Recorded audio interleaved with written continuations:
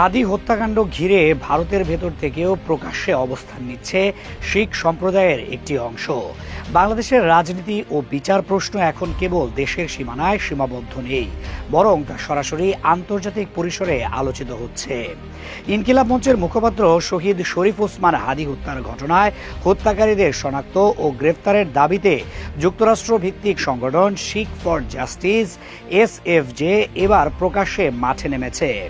সোমবার সামাজিক যোগাযোগ মাধ্যমে এক্সে দেওয়া এক বিবৃতিতে SFJ হাদি হত্যার সঙ্গে জড়িতদের অবস্থান, গ্রেফতার ও প্রত্যর্পণে সহায়ক তথ্যের জন্য 55 লাখ রুপি পুরস্কার ঘোষণা করে।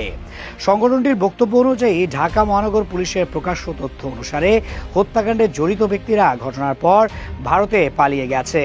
সেই প্রেক্ষাপটে ভারতের ভেতরে তাদের অবস্থান সংক্রান্ত যে কোনো বিশ্বাসযোগ্য ও যাচাইযোগ্য তথ্যকে পুরস্কারের আওতায় আনা হবে বলে জানানো হয়। SFJ'র জেনারেল কাউন্সিলর গুরুপদ বন্ত সিং পান্নুন অভিযোগ করে বলেন, হাদি হত্যাকাণ্ড সীমান্ত পেরিয়ে পরিচালিত একটি সংগঠিত সন্ত্রাসী কর্মকাণ্ড এবং এর পেছনে ভারতের শাসক গোষ্ঠীর ভূমিকা থাকতে পারে। তার দাবি, এই হত্যার ধরন কানাডায় শিখ নেতা হরদীপ সিং নিজ্জর হত্যার সঙ্গে সাদৃশ্যপূর্ণ। তবে এসব অভিযোগ এখনও স্বাধীন কোনো আন্তর্জাতিক তদন্তের মাধ্যমে যাচাই হয়নি এবং এ বিষয়ে ভারত সরকারের পক্ষ থেকে আনুষ্ঠানিক প্রতিক্রিয়াও পাওয়া যায়নি।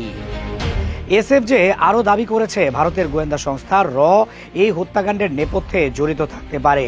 সংগঠনটির মতে, সীমান্ত পেরিয়ে পরিচালিত এ ধরনের হত্যাকাণ্ডের জন্য আন্তর্জাতিক পর্যায়ে জবাবদিহি নিশ্চিত করা জরুরি।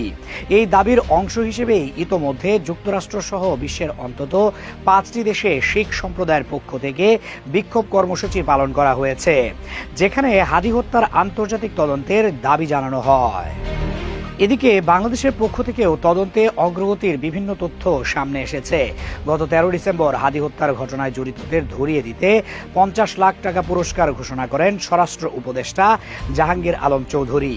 একই সঙ্গে তিনি জানান, জুলাইয়ের সম্মুখ সারি যোদ্ধাদের নিরাপত্তা নিশ্চিত করতে একটি বিশেষ কমিটি গঠন করেছে সরকার। সচিবালয়ে আইন শৃঙ্খলা সংক্রান্ত কোর কমিটির জরুরি বৈঠক শেষে এ তথ্য জানানো হয়। ঢাকা মহানগর পুলিশ পরে এক সংবাদ সম্মেলনে জানায়, হাদি হত্যা মামলার প্রধান আসামি ও তার সহযোগী ভারতে পালিয়ে গেছে এবং তাদের পালাতে সহযোগিতা করেছে ভারতের 2 নাগরিক। ডিএমপির দাবি অনুযায়ী মেঘালয় পুলিশ ওই 2 ব্যক্তিকে গ্রেফতার করেছে, তবে এই তথ্য নিয়ে পরে বিভ্রান্তি তৈরি হয়। মেঘালয় পুলিশ ডিএমপির দেওয়া এই দাবির সঙ্গে একমত নয় বলে জানায় এবং ভারতীয় সংবাদ মাধ্যম হিন্দুস্তান টাইমসের প্রতিবেদনে বলা হয়, দেশটির সীমান্তরক্ষী বাহিনী BSFও এই দাবিগুলো প্রত্যাখ্যান করেছে।